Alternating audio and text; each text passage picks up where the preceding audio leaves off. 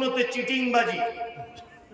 যদি বলছি এটা আবার কেমন, এই যে আজান হওয়ার আগে মাইক চালিয়ে দিয়ে কি বিশাল একেবারে ইয়া নবী সালাম আলাইকা, বিশাল ইয়া আলী সালাম আলাইকা, ইয়া রাসূলুল্লাহ, ইয়া নবী আল্লাহ, এই যে চিল্লাবিল্লি করা, এটা নবীর সুন্নত নয়, চিটিংবাজি সুন্নত।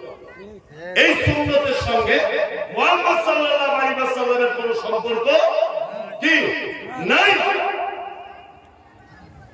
নামাজ পড়ছে, ওযু করার সময়তে মাথা মাসা করার পরে এই দিকটা আবার এইরকম করে টেনে দিচ্ছে। কি বললাম বললেন না?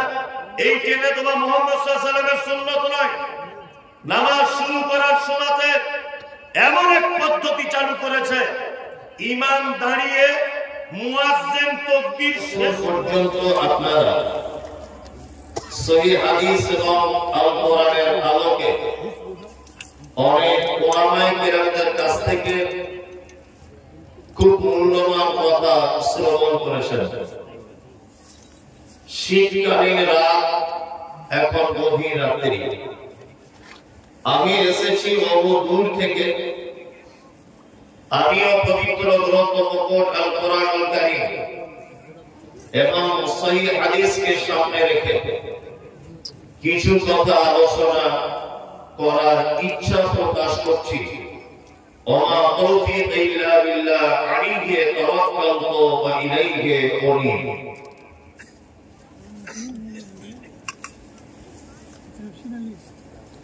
আজকে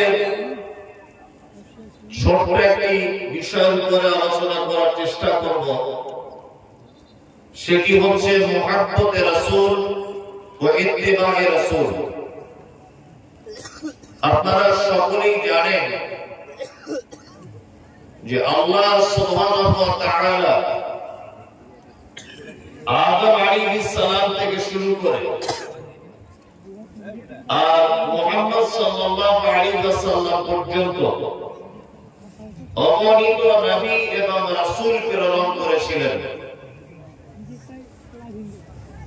তার ভিতরে সর্বশ্রেষ্ঠ এবং চূড়ান্ত নবী, আখেরি নবী, যে নবীকে দিয়ে নবুয়তের সমাপ্তি ঘোষণা করা হয়েছে, তিনি হচ্ছেন মুহাম্মদ রাসূলুল্লাহ সাল্লাল্লাহু আলাইহি ওয়াসাল্লাম।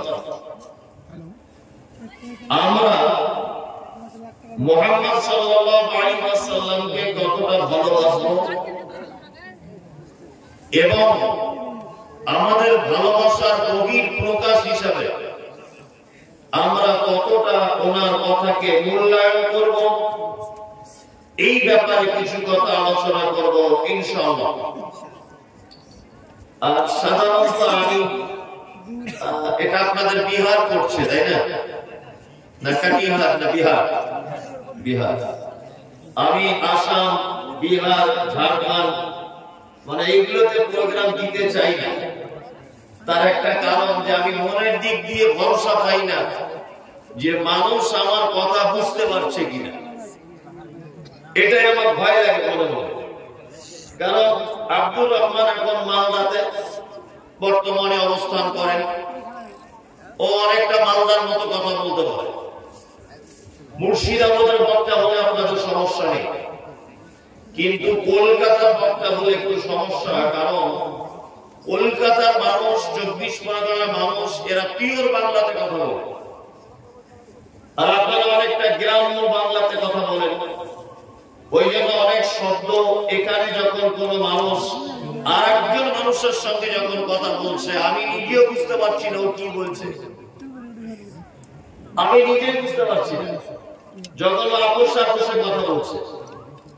ওই জন্য আমি নিজেকে একটু ইতস্ত বোধ করি যে আমার কথা বুঝতে পারছে কি পারবে না। আর দ্বিতীয় কথা, আপনারা এটা জানেন যে আমি অত সুর করে বক্তব্য রাখি না।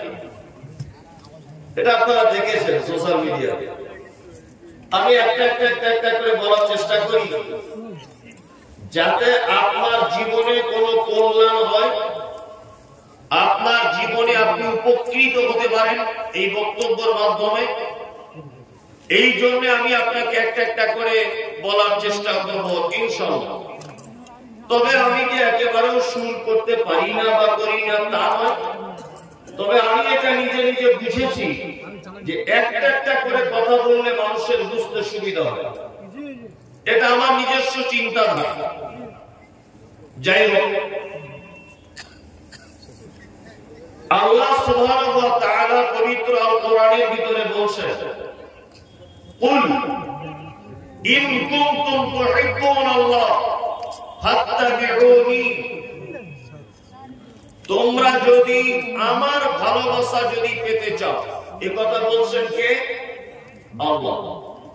তোমরা যদি আমাকে যদি ভালোবাসতে চাও, আমার ভালোবাসা যদি পেতে চাও, ফাত্তাবিউনি, তাহলে তোমরা আমার নবীর আনুগত্য করে চলো। তার মানে বোঝা যাচ্ছে আল্লাহর কাছে প্রিয় হতে গেলে, আল্লাহর ভালোবাসা পেতে গেলে আনুগত্য করতে হবে কার? মুহাম্মদ সাল্লাল্লাহু আলাইহি ওয়াসাল্লাম। আপনারা জানেন ইদানিং সোশ্যাল মিডিয়াতে একটা জিনিস বারবার দেখতে পাওয়া যাচ্ছে, সেটা হচ্ছে এই এক শ্রেণীর মানুষের দাবি যে আমরা শুধু কোরআন মানব, অর্থাৎ আমরা আহলে কোরআন, আমরা হাদিস মানব না। সোশ্যাল মিডিয়াতে দেখতে পাওয়া যায় মুর্শিদাবাদের বহরমপুর এলাকায়, বাংলাদেশের কিছু এলাকায় এইরকম কিছু যুবককে দেখতে পাওয়া যাচ্ছে, তারা একটাই মাত্র স্লোগান, আমরা আহলে কোরআন, আমরা হাদিস মানি না। আমি মুনতাজুল ইসলাম সেই সমস্ত বন্ধুদেরকে বলতে চাইছি, যারা আহলে কোরআন বলে দাবি করছেন, হাদিস আপনারা মানেন না, আপনাকে মানতে আমি বলবো না, আর শুধু কেন কোরআন মানবেন এর বিরোধিতাও করবো না। তবে আপনার কাছে আমার একটা ছোট্ট দাবি, সেটা হচ্ছে এই, আপনাকে বোঝানোর জন্য আমি এই উদাহরণটা পেশ করতে পারি ঠিক এইভাবে। আমি একজন শিক্ষক, পেশায় আমি একজন কি শিক্ষক। আমার পাশে বসে আছে আমার ভাই আনিকুল ইসলাম, ও আমার ছোট ভাইয়ের মতো, তা ও আমার ভাই, তোকে আমি তুমি বলে ডাকি। আর আনিকুলের পাশে যে বসে আছে ও হচ্ছে এই গ্রামের সবথেকে শিক্ষিত এবং ধনী মানুষ। ধরে না, যারা বলছে আহলে কোরআন, কোরআন মানি হাদিস মানি না, এদের উত্তরটা আমি দিচ্ছি। আমি একজন শিক্ষক, আনিকুল আমার ছাত্র। আমি ওকে পাঠালাম যে ওই গ্রামে একটা লোক আছে, তার নাম আব্দুল্লাহ, তুমি আব্দুল্লাহর কাছে যাও, আব্দুল্লাহ তোমাকে যা যা বলবে তুমি ঠিক তাই তাই করবে, আব্দুল্লাহর কথার অবাধ্য তুমি হবে না। তার আনিকুল আব্দুল্লাহর কাছে গেল, যাওয়ার পরে আব্দুল্লাহ বলছে যে আমার মোটরসাইকেলটা একটু মুছে দিতে হবে। 2, আমার স্ত্রী অসুখে আক্রান্ত, তার জন্য ঔষধ এনে দিতে হবে। 3, আমার বাড়িটা তোমাকে ঝাড়ু দিতে হবে। আনিকুল তখন বলছে, আমি আসার আগে আমার শিক্ষক মুনতাজুল ইসলাম তো এই কথা বলে দেয়নি যে গাড়িটা ধুতে হবে? আচ্ছা বলো। আমি ওকে পাঠানোর সময় বলেছি, যা যা তোমাকে ওই লোক বলবে তুমি তাই তাই মেনে চলবে। যা যা বলবে মানে এতে কি আর মোটরসাইকেল ধোয়াটা বাদ যায়? গাড়ি মোছাটা বাদ যায়? ঔষধ আনাটা বাদ যায়? যা যা মানে সবকিছু, তাই না? এখন ও গিয়ে আব্দুল্লাহ যা বলছে তার উল্টো করছে। আব্দুল্লাহ যা বলছে তার কি উল্টো করছে। এবার আপনাদের কাছে আমার প্রশ্ন, আমি একে পাঠালাম আমার ছাত্র আব্দুল্লাহর কাছে। আব্দুল্লাহর কথা যদি এখন আনিকুল ইসলাম যদি অমান্য করে, আচ্ছা বলুন তো ও আব্দুল্লাহকে অপমান করলো না অপমান আমাকে করলো? কোনটা? আমাকে করলো। এটাই ঠিক। কারণ আমি ওকে পাঠিয়েছি, ও যদি আব্দুল্লাহর কথা যদি মান্যতা দিত তাহলে ওর মানা হতো আমাকে, তাই না? এখন ও ওর কথা অমান্য করছে মানে আমাকে অমান্য করছে, তাই না? এবার আপনাদেরকে একটা কথা বলি, যারা বলছে আমরা আহলে কোরআন, আল্লাহু আকবার, আমাদের শিক্ষককে আল্লাহ ধরে না, তাই তো? আমরা ছাত্র, এটা ধরে না।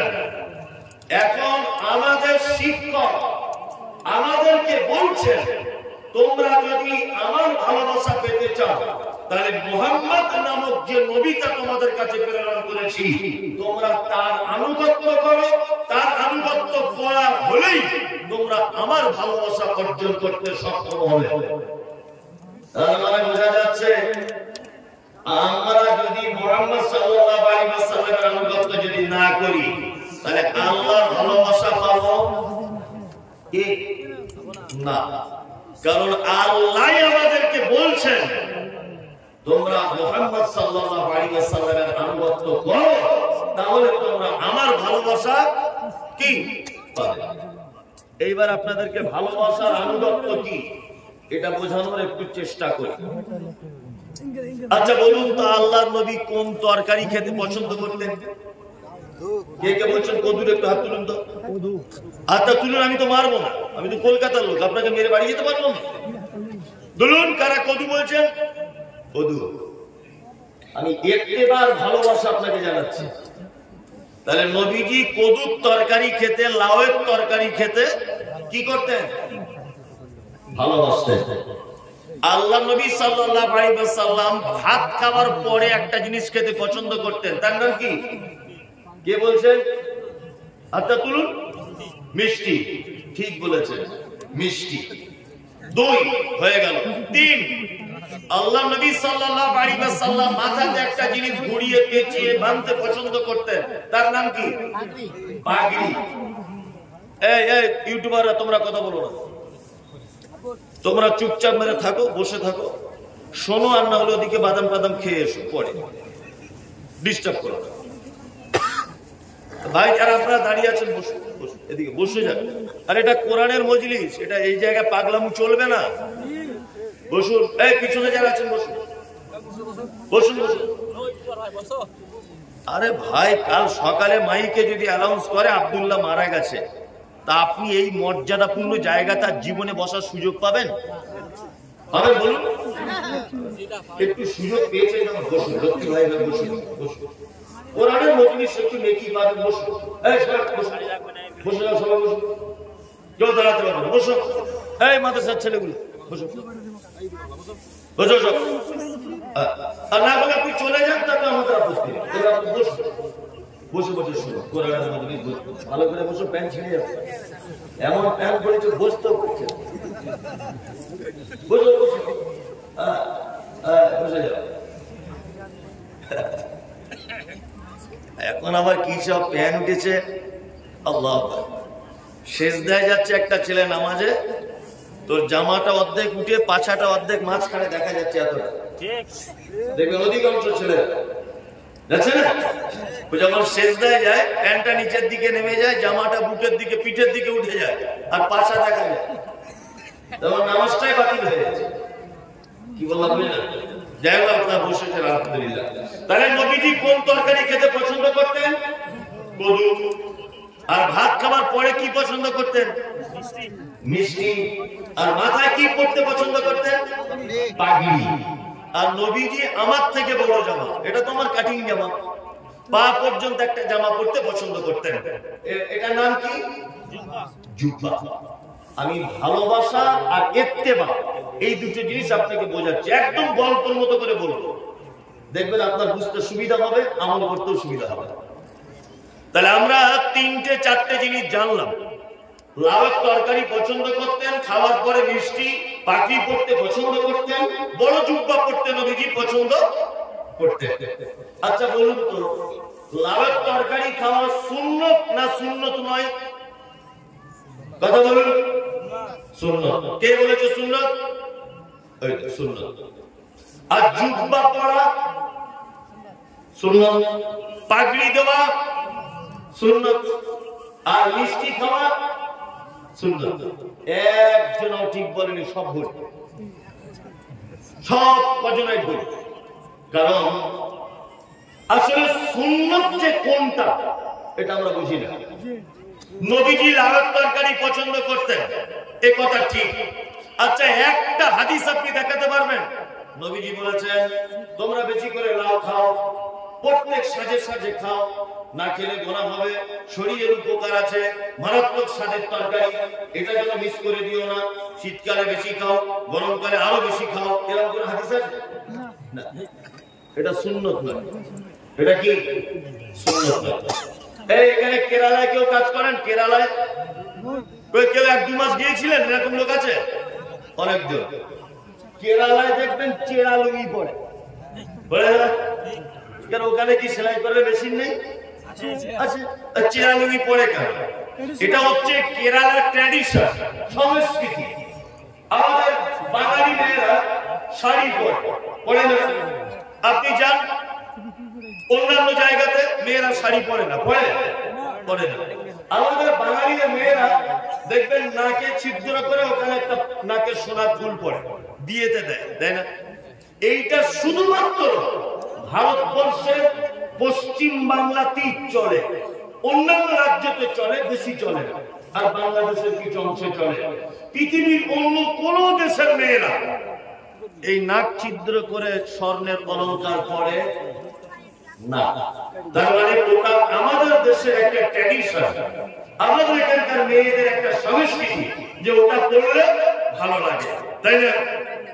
আর একটা কথা বলি, আমি নিজে মক্কা মদিনায় দেখে এসেছি, মসজিদে নববী থেকে নামাজ পড়ে, জুব্বা পরে, মাথায় লাল পাগড়ি দিয়ে সিগারেট টানছে রাস্তাতে ওপে।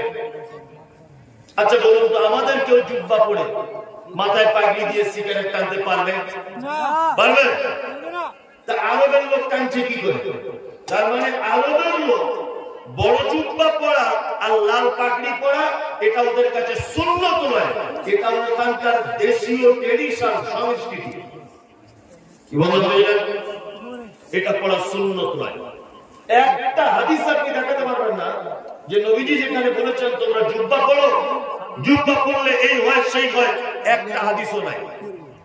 পাগড়ি এটা আপনি পড়তে পারেন, এটা আপনার ইচ্ছা, তবে এটা সুন্নত নয়। ভাত খাওয়ার পরে আপনি মিষ্টি খেতে পারেন অবশ্যই, তবে এটা সুন্নত নয়। নবীজি খেতে পছন্দ করতেন। আপনি যদি লাউয়ের তরকারি খান, ভাত খাওয়ার পরে যদি মিষ্টি খান, বড় জুব্বা যদি পরেন, মাথায় পাগড়ি যদি দেন, সরিষার তেল মাথায় দিয়ে যদি চুলটা আঁচড়ান, গোসল করেন, পরিষ্কার পরিচ্ছন্নতা ভাবে থাকেন, তাহলে এইটা সুন্নতের নেকি পাওয়া যাবে না, এইটা নবীকে ভালোবাসার নেকি পাওয়া যাবে। কি বলছি বুঝতে পারছেন? নবী লাউয়ের তরকারি খেতেন, আপনি লাউয়ের তরকারি খাচ্ছেন, আপনি নবীকে ভালোবাসেন। জীবন বুঝলেন? ভালোবাসার বহির প্রকাশ কি জানা আছে? প্রেম বা ভালোবাসার বহির প্রকাশ কি জানেন? আপনি বোম্বে থাকেন, আপনার স্ত্রী ফোন করে বলছে হ্যালো একটু মায়ের বাড়ি যাও, তা আপনি বলছেন না আজকে যাবেন না, বুধবারের দিন যাবেন, ভালো, ফোনটা রেখে দিলেন। সন্ধ্যাবেলাও ফোন করে বলছে হ্যালো আমি কোথায় তুমি জানো? কোথায়?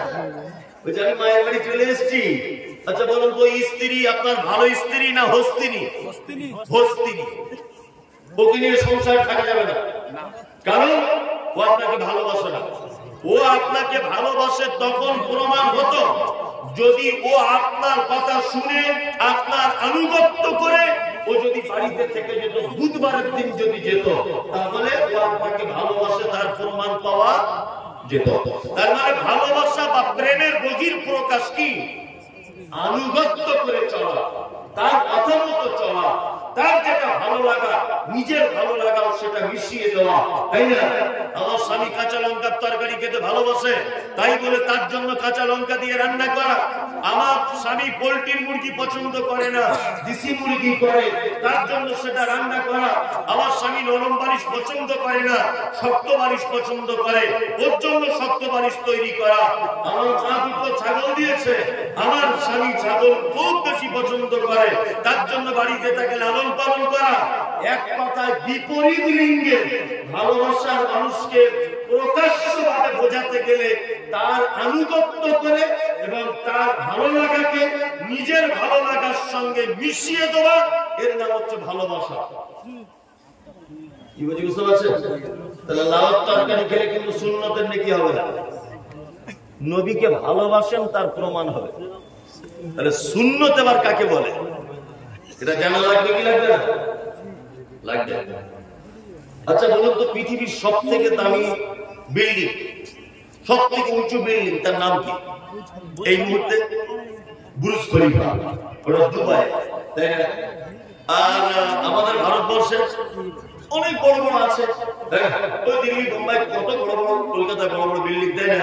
আচ্ছা আচ্ছা, আমি শুনেছি বলছে ওই আপনার মুকেশ আম্বানির বউ নীতা আম্বানি বলছে সকালবেলাতে এক কাপ চা খায়, বলছে 4 লাখ টাকা দাও। শুনেছি, জানি না এটা গল্প কি সত্য মিথ্যে সব জানা নেই। আপনারা জানেন যে সারা পৃথিবীর সব থেকে দামি অলংকার, তার নাম কি? সোনা। দামি অলংকার, তাই না? হীরা এর থেকেও দামি, তাই না? আল্লাহ নবী সাল্লাল্লাহু আলাইহি ওয়াসাল্লাম তিনি বলছেন সারা পৃথিবীতে যত সম্পদ রয়েছে, সারা পৃথিবীতে যত আশ্চর্য জিনিস রয়েছে, তার থেকে সব থেকে দামি জিনিস, সব থেকে মূল্যবান জিনিস ফজরের ফরজ নামাজের আগের 2 রাকাত সুন্নাত। কি বললাম বুঝলেন? ফজরের ফরজ নামাজের আগে যে লোক 2 রাকাত সুন্নাত পড়ে নিল, পৃথিবীর সব থেকে দামি সম্পদ অর্জন করে নিল, তাই না? ফজরের আগে যদি 2 রাকাত সুন্নাত ছুটে যায়, পরবর্তী টাইমে আবার পড়ে নিতে বলা হয়েছে, তাই না? তার মানে ফজরের আগে 2 রাকাত সুন্নাত নামাজ পড়া, এটা সুন্নাত। মুহাম্মদ সাল্লাল্লাহু আলাইহি ওয়াসাল্লাম তিনি বলেছেন, তোমরা আমার উম্মতের জন্য যদি এটা কষ্ট না হতো, তাহলে প্রতিটা নামাজের ওয়াক্তের আগে আমার উম্মতকে মিসওয়াক করতে বলতাম, কিন্তু উম্মতের জন্য বড় ভারী হয়ে যাবে, এই জন্য তিনি মিসওয়াকের ব্যাপারে খুব বেশি তাগিদ করেননি। মিসওয়াকের ব্যাপারে যখন এই কথা ভারী করে বলেছেন, তার মানে এটা সুন্নাত। সুন্নাত হচ্ছে সেটা যেটার ব্যাপারে আল্লাহর নবী সাল্লাল্লাহু আলাইহি ওয়াসাল্লাম তার উপকার বা তার কল্যাণের ব্যাপারে কথা বলেছেন, তার থেকে দূরে থাকলে তার ক্ষতির ব্যাপারে কথা বলেছেন এবং উম্মতকে করার ব্যাপারে তাকিদ করেছেন, এইটার নাম সুন্নাত। কি বললাম বুঝতে পারছেন? হ্যাঁ। আবার বর্তমানে সুন্নাত আবার আমরা 2 ভাগে বিভক্ত করতে পারি। বর্তমানে সুন্নাত কটা ভাগে বিভক্ত করতে পারি? হ্যাঁ, 2 ভাগে বিভক্ত করতে পারি। এক, সুন্নতে নববী, ভালো করে বুঝবেন, যেটা মুহাম্মদ সাল্লাল্লাহু আলাইহি ওয়াসাল্লামের পক্ষ থেকে সুন্নাত। আর একটা সুন্নাত বলে আমরা চালাই, তার নাম সুন্নতে চিটিংবাজি।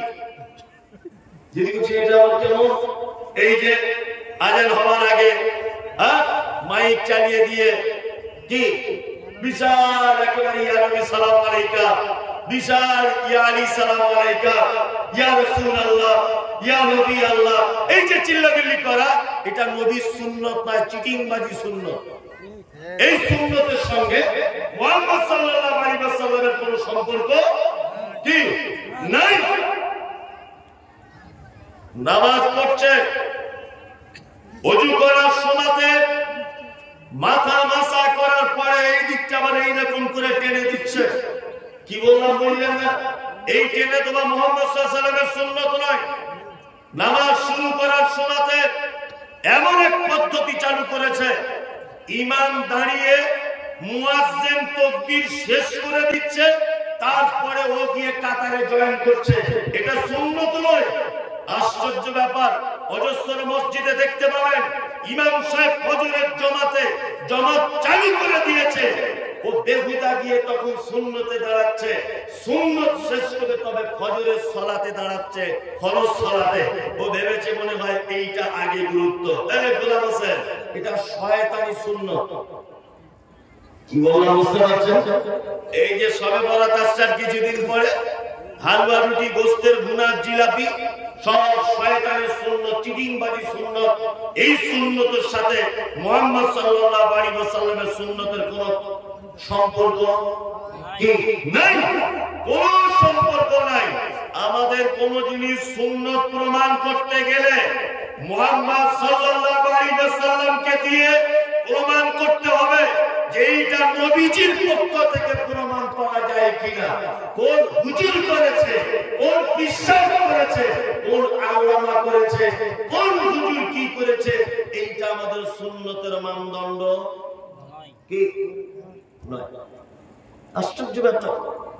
আমি বারবার বলছি এই কথা মুহাম্মদ সাল্লাল্লাহু আলাইহি ওয়াসাল্লাম বলেছেন, আমি বারবার বলছি এই কথা আবু হানিফা বলেছে, আমি বারবার বলছি এই কথা মুহাম্মদ সাল্লাল্লাহু আলাইহি ওয়াসাল্লাম বলেছেন, ও বারবার বলছে আব্দুল কাদের জিলানী কাজ করেছে, আমি বারবার বলছি এই কথা মুহাম্মদ সাল্লাল্লাহু আলাইহি ওয়াসাল্লাম বলেছেন, ও তখন বলছে বারবার আমাদের অমুক হুজুর সাহেব বলেছেন। আচ্ছা বলুন তো, অমুক হুজুরকে দিয়ে ইসলাম চলবে? চলবে? আল্লাহ তাআলা বলছেন আমা তাকুমুর রাসূল ফাখুযুহু ওয়া মা নাহাকুম আনহু ফান্তাহু।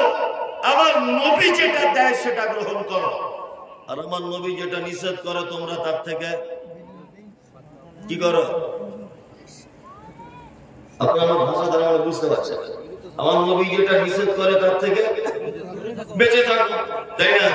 তাহলে আমাদেরকে প্রতিটা জিনিস, সোনা যেমন কষ্টি পাথর দিয়ে যাচাই করতে হয়, হ্যাঁ, সোহাগা দিয়ে যেমন গলিয়ে তার আসল বার করা হয়, ঠিক তেমন আমাদের জীবন যাপনের প্রতিটা জিনিস আমরা মুহাম্মদ সাল্লাল্লাহু আলাইহি ওয়াসাল্লামের হাদিসের মানদণ্ডে এনে তবে সেটা সুন্নত বলে প্রমাণ করব। কোন হুজুরের কথা দিয়ে সুন্নত প্রমাণ হবে কি না।